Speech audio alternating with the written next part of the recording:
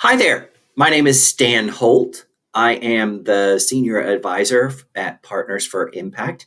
We're a small consulting firm located in Apex, North Carolina, which is close to the Raleigh, Durham, Chapel Hill area of North Carolina. And we focus on building the capacity of individuals, organizations, and more importantly, collective um, bodies of organizations as they work towards solving community based problems. And so over the years, we have really learned that we love working with community change initiatives. And so we like helping organizations identify the problems, creatively think about the solutions, look at the systems, and evaluate change as it occurs.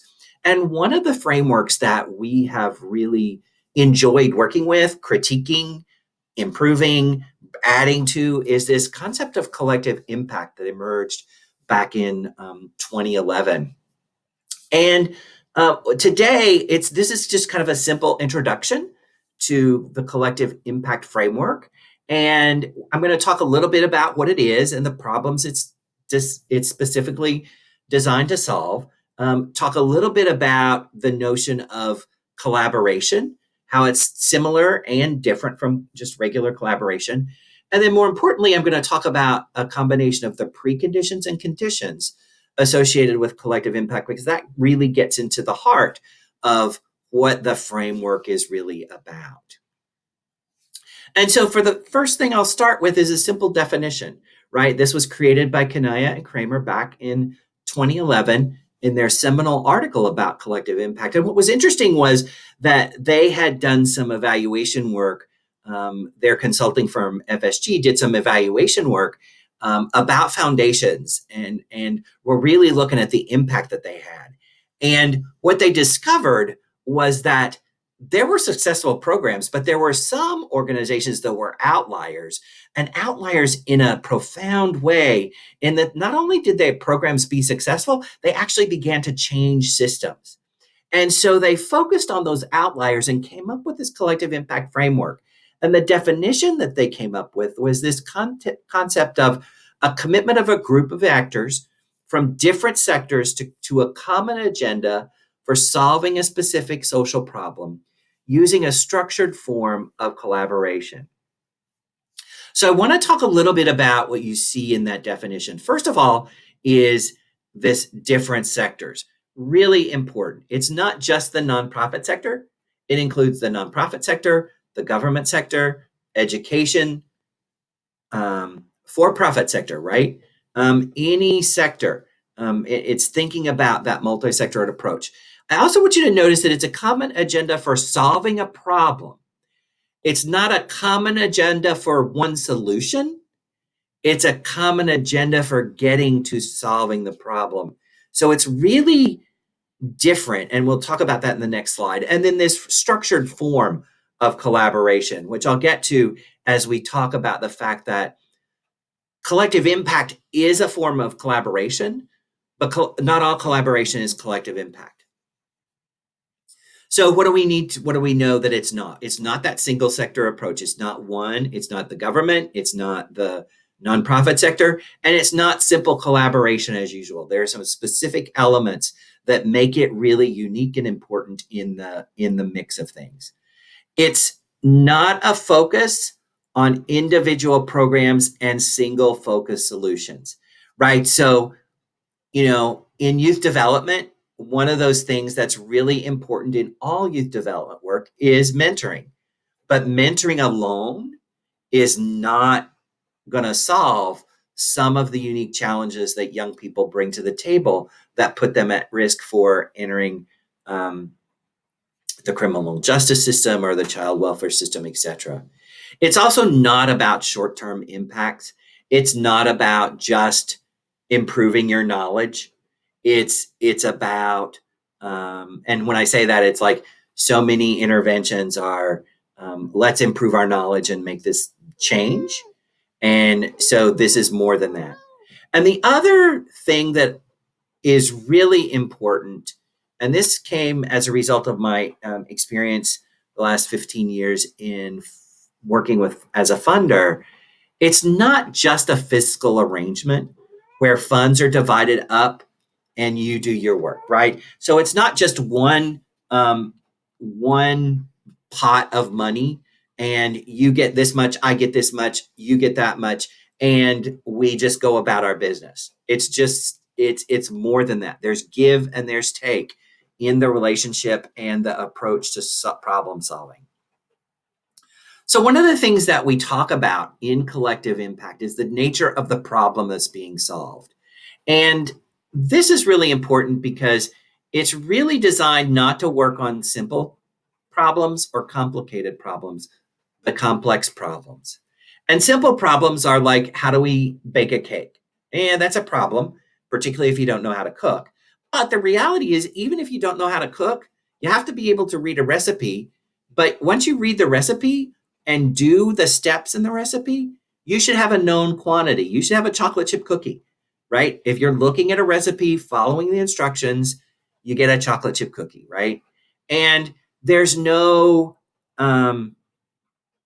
need for specialization. Whereas if you move to a complicated problem, putting a rocket to the moon, there are some specialties that are needed, right?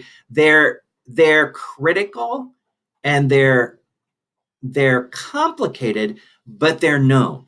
You need to know what the material is that goes on the outside of the space shuttle, and how to compose that material so that when it re-enters orbit, it doesn't, catch on fire, right? You need to know about the electrical engineering system, but that's a finite system that requires that specialization. It's not unknowable in terms of the end. The complex problem is really about the fact that not one formula is going to work for every instance. When you look at raising a child, every child is different. So something that you try on this child as a parent is probably not going to work for another child, right? And what's more important is that the relationship between the parent and the caregiver and the child is crucial. And so that's the element at play here. And we don't always know the outcome of our raising a child process. Um, and we don't know that in terms of the future, right? We don't know what the future child will look like if we do this intervention today. And so when we think about complex problems, I really like to think about homelessness. That's one of I ran a shelter for 10 years and did a lot of funding of homeless programs. And we know there's a lot of uncertainty. There's no definitive formulation of the problem. There's lots of disagreement. Now, what's interesting about homelessness for me is that there is kind of one cause, and that is that you don't have the ability to pay for housing, right? Your income doesn't match your ability to pay for housing, and so you lose your housing. Now, what's important is that those reasons behind why you might not be able to afford housing are really, really different for different people. Sometimes it's a matter of the market and the housing market, right? Sometimes it's a matter of not being able to hold a job or simply being underemployed, right? So there's a whole host of different complex things. And it's interesting. There's no endpoint to homelessness. I would tend to, actually, I've come around. I used to think, well, no, we could end it. Actually, we probably are not going to end it. What we can do is really, like, if someone falls into it, boom, move them out of that system really quickly. And that means that the solutions are not right or wrong. There are some good solutions and there are some better solutions. And those are really dependent upon the unique situations and contexts that an individual household might actually bring to the table. And that then means that the relationship between provider and the relationship between the client are really crucial. And the relationship between the provider and other providers becomes really crucial. Because if you are working in a shelter and you begin to understand this is an issue of job skills, you need to have relationships that engage those other providers to connect with that particular person that you're trying to solve their homelessness for. So I want to get into this concept of collaboration now, right? We've talked a little bit about the nature of the problems to be solved, those complex problems. In public administration, we call them wicked problems, not because they're evil or wicked, but just because they're complex, right? So let's talk about this in terms of collaboration. And I love this framework or this spectrum that was created by the Tamrick Institute. They're an organization in Canada, and you see this whole concept of competing on one side to integrating on another. And I have to say, I've seen people, organizations on this continuum throughout my professional career, and it's amazing, truly, truly, the importance of turf versus trust in this collaboration. And so the important piece is this notion of collaboration is that it's a longer term interaction based on shared mission and goals. And it's about shared decision making and shared resources. And one of the things I said earlier on was that collaboration in and of itself is not necessarily collective impact. Collective impact is a form of collaboration. Not all collaboration is collective impact. And here's why. There's three things. One is the multi-sector approach that we talked about in the definition. Two is the use of data as a driving force in how you're doing and what you want to do in a collective impact initiative. And then three is that it's more than just programs, it's about systems change. So those three elements, the multi-sector approach, the use of data, and the element of systems change that will be a part of the collective impact initiative will really make this framework that's what this framework really is about. And I talk about that from the standpoint of what we know is that individual programs, individual people that experience challenges, whether it's homelessness, whether it's young people who are at risk of becoming part of the criminal justice system, regardless of what that is, there's a system around them.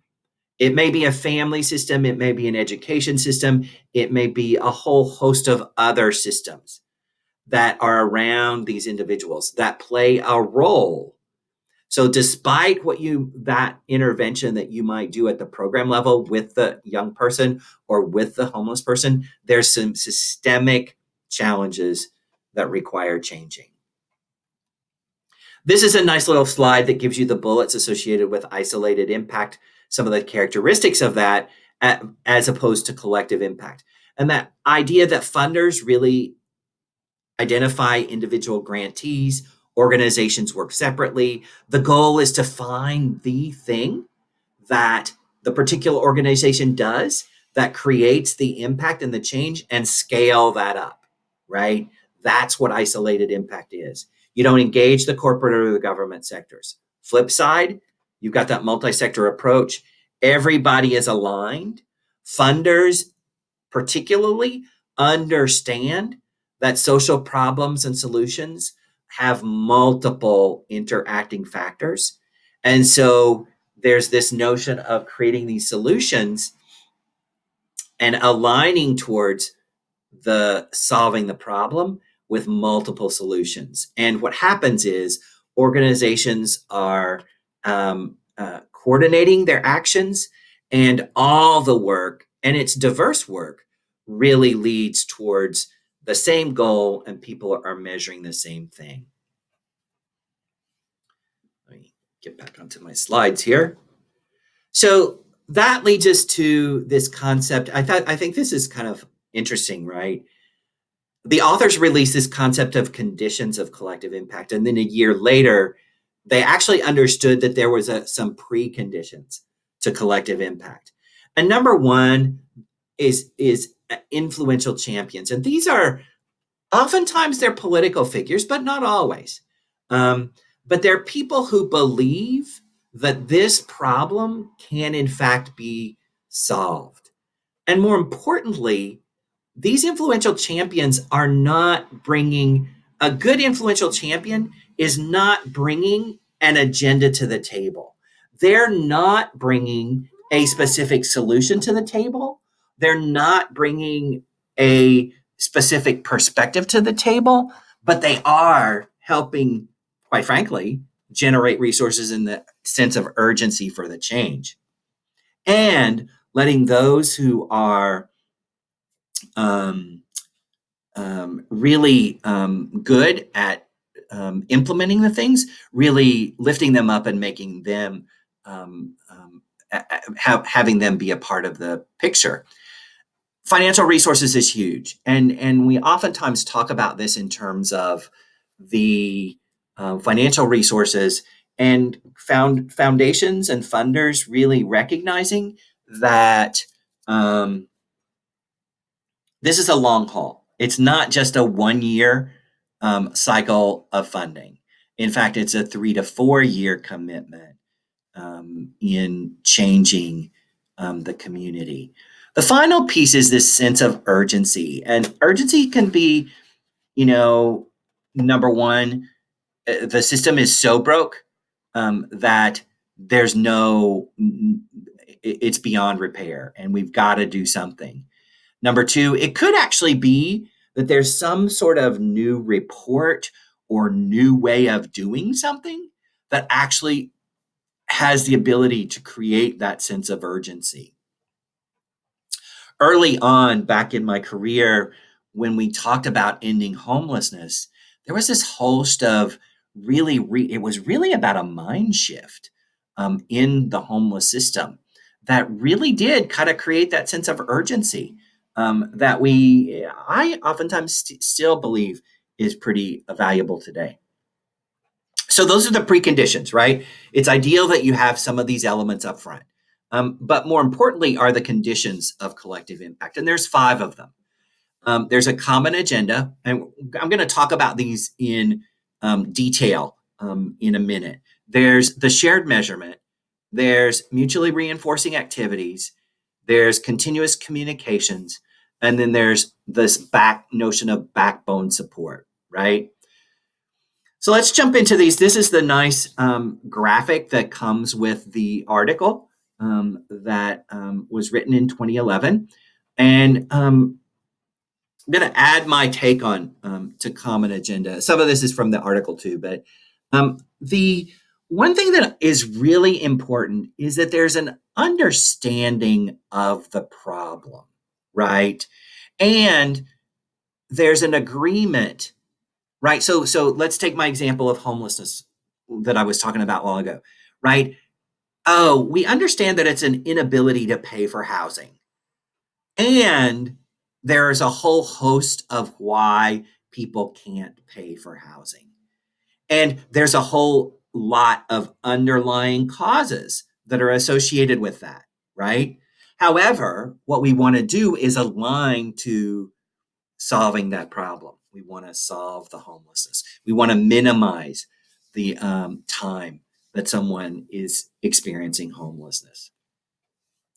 Another thing that's really important about a common agenda is to really think about the boundaries, right? So when we think about homelessness, there's a way in which that can get so big so fast.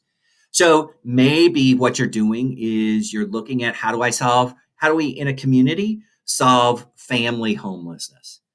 I think at the national level, they've done a really good job of thinking about how do we solve veterans homelessness? How do we align the systems? So they've bounded the problem in such a way that it's workable.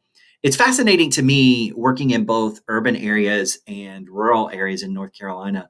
One of the things that I oftentimes see is that when you talk about homelessness in a big community like Raleigh, that's it's big. When you move to the city of Sanford, who I'm working with, you know, they have at most 80 to 100 people that are street are on the street at any time. And that seems solvable, actually. So now what they don't have, there's an inequity in resources. That's a whole different thing. But it's really putting boundaries on what you and your partners can do. And oftentimes that's another way to bound this is who's at the table today. Knowing that you all are not the only ones at the table, but you're the start. The other thing is there a shared vision for the change? And honestly, it could very well be that there is one big goal and a couple of other sub goals that people agree to, right? So if we're ending homelessness, maybe there's this whole goal around employment. Maybe there's this whole goal around policy change in your local area to create affordable units, right? Maybe there's this whole notion of how do we bring human services that infuse those services into the community in a way that supports those who fall into the homeless system. So you can have specific sub goals. And then the important piece is that you're constantly looking at the data associated with the bigger picture, as well as these kind of other elements to see what levers can really move your agenda forward. Talk about mutually reinforcing activities because this is really important. It's these differentiated approaches. It's finding the unique strengths and differences in organizations and bringing them to the table. One of the biggest, um, I won't say fights because it wasn't a fight.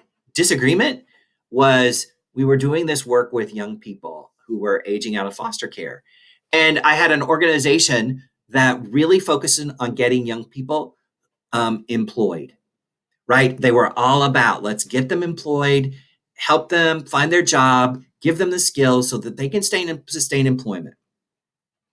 Another organization, which was equally vital, was they were focusing on a harm reduction model. Now, harm reduction is a little different in that it says that our goal is to say that if a young person is smoking pot 5 times a week, our goal is to get them to smoke 1 time a week, right? I mean, it's this notion of your decreasing your risk factor. But you can already see the different philosophies right there, right? Someone who's about work is going to say, we got a drug screen and I can't do anything with the kids you send me in terms of employment, right? And so they had to kind of work out what was going to work and what wasn't. And there was an element of the folks here started to because this was a partnership, right? The employment folks really had to start saying, oh, we're going to have to look for employers who actually are not going to screen for all these for particular jobs. And how do we really then support the harm reduction piece as we move towards sustainable employment? So it's really fascinating, right? But it's really playing to the strengths that each organization brings to the table and really has those conversations. And you may need to adjust your program, right? You may need to say, I've got to look for employers who aren't going to drug test and who can actually work with young people where that's not a requirement. Huge difference, right, than what the organization was doing. It also means that there's capacity building that's needed for some of the individual partners that might play a role in what's going on in the community. And it's not just coordination through joint action plans and agreements. And that's what I want to, it kind of relates to that. Okay, well, no, you got to have this conversation of complexity because you really need to have that conversation as opposed to saying, well, I'm just going to work with this population and I'm just going to work with this population and I'm going to take this money and you're going to take this money. Yeah, no, that doesn't really solve the really potential in terms of really impacting the system, right? So it's not a traditional, I'm going to do this work for this much money, I'm going to do this work for this much money, and I'm going to do this work for this much money, right? Not going to happen. That's not mutually reinforcing activities. So let's talk about continuous communication, right? Number one is values guiding the process. And what do we do with common values, which can say, oh, we're all in agreement and we're going to move forward? What do we do with conflicting values? Harm reduction versus independent self sufficiency, right? Conflicting values. I think the other thing that's not on this slide that I need to add is the decision making process, right? And how you move through and use these communication tools to decide to make decisions. The other thing are what are the informal and formal structures around communication. So we'll talk a little bit about backbone function, but if you're really someone who's kind of the coordinator of multiple agencies, how are you going to communicate both formally through a weekly newsletter, but informally through conversations that may need to happen before a meeting? Right? What are those structures? How do you keep those open? How do you keep this conversation between philosophical differences? How do you keep that going? How do you build trust? Right? And it was so fascinating. One year I was working with a group of agencies. They were working on employment of single heads of household, mostly women. And one of the agencies, this was after 6 months, they had already received their funding. 6 months into this, one of the organization's executive directors looked at the other organizations and said, no, you just aren't getting what we do. And I'm like, huge problem, right? And so we had to step back and really talk to each other about what sometimes just sharing information about who we are and what we do and being able to share that back in a way that's accurate, right? So if I listen and then I turn around and share what I hear, that needs to be accurate when it comes to working with each other. I knew that we also had trust built when other organizations could really talk about the strengths that other organization can bring to the table, and that's why they need them at the table. And that then also enables the sharing of resources and really having conversations about those resources that need to be shared in terms of the trust building that needs to occur. I'm going to talk about shared measurement, and oftentimes data is important in the collective impact framework. No doubt about it. Data, though, also requires the trust that's needed to be shared. And there's got to be a willingness and understanding that it's okay that we discover that you're not collecting this piece of data. I want to go back to that notion of, oftentimes this is about capacity building. When we start looking at each other's organizations, what we're measuring, how we can move to the layer where we're all measuring the same thing, huge capacity building elements that are needed and huge data sharing agreements, right? You've got HIPAA, you've got the all these agreements that are about people's data. And so you have to pay attention to sharing data. You have to be able to trust your partners in what's going on. And so that's, I think, crucial. So sometimes when we start with the data and we don't have those trusting relationships, it can really create conflict. So I think that this whole concept of constant communication, constant trust building, constant capacity building of the players in the system is really crucial. And you got to be committed to collecting data that's more than one program or, it's got to be,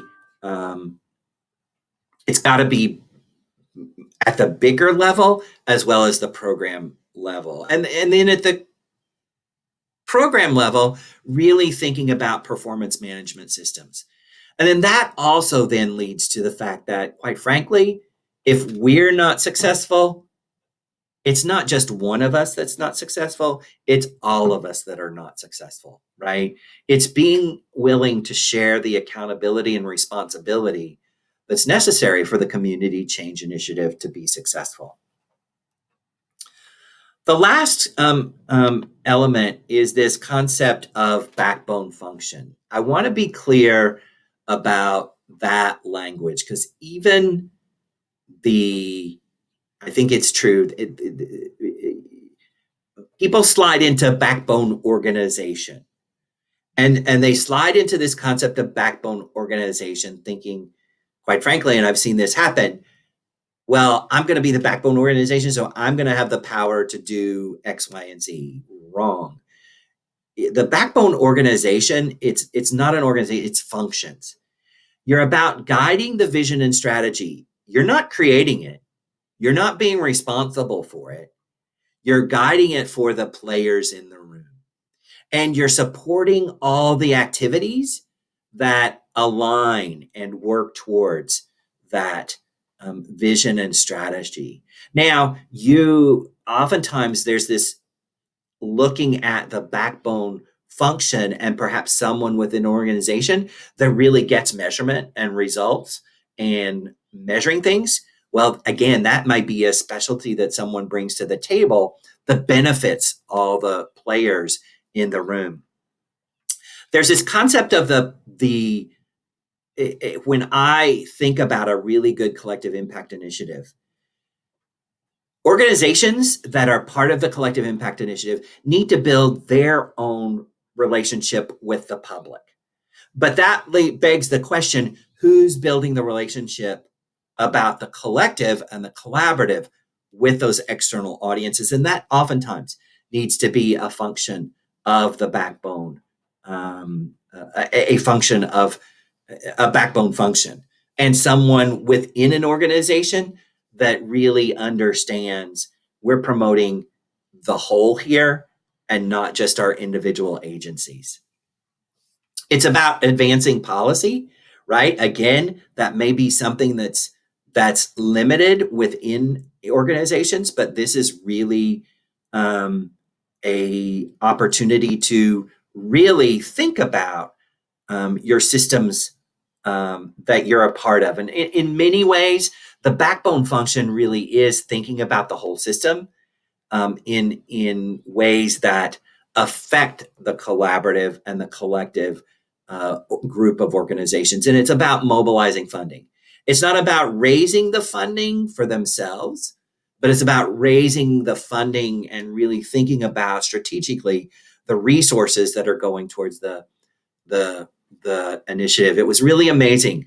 One of the couple of stories here that really make me recognize that mobilizing funding is key.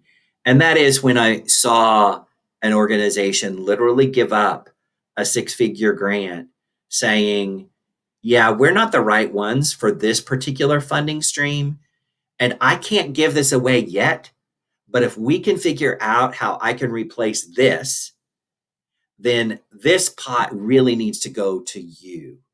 And so the collective said, okay, let's do this. And they raised this chunk of change that allowed the shift to the particular HUD funding stream to go to a more appropriate agency that could actually deliver easier than this organization. So it was getting agreements on that was really quite amazing and quite important to understand how these collaborative partnerships can really move into these collective impact spaces. And I want to talk a little bit about the fact that the role really of the backbone is dependent upon the context. It really depends on the phase of the initiative, what parts of the work that you need to emphasize. It's also the capacity of a particular organization. You may actually be able to have one organization that does it. More than likely, you're going to have multiple players that really kind of help fulfill that backbone function. The geographic reach and scope may impact the role of the backbone agency, and what I call the structural opportunities and constraints created by a parent organization. And this was interesting because it may be that the biggest organization in your initiative might be a hospital. And that's where we locate the person that's being part of the backbone function, right? And that can get confusing in who's the boss, right? Um, and it can mean that the agenda of the hospital takes precedence. So we have to watch out for that in when we find and locate backbone services in a particular type of organization. So, what we've discovered that collective impact is a type of collaboration. It focuses on these complex problems. There are those 5 conditions that we'll come back to over and over again, and that systems thinking as a whole is really important to this conversation. So, I'm going to leave it here, and I'm going to let you know that this is my contact information. And you can contact me at the particular email or on our website, partnersforimpact.com. And I want to leave you with the fact that we're going to be creating some other conversations around collective impact. One is it's been critiqued. I agree with some of the critique. So I want to talk a little bit about what that critique is. And then I also want to talk about there's these principles of practice that have emerged in the collective impact work that I'll spend some time talking about in another training as well. But with that, I want to say thanks for taking the time to listen to the stories, walk through the framework, and really get to understand it. And good luck with your collective impact or community change initiative. And feel free to contact me if you need help.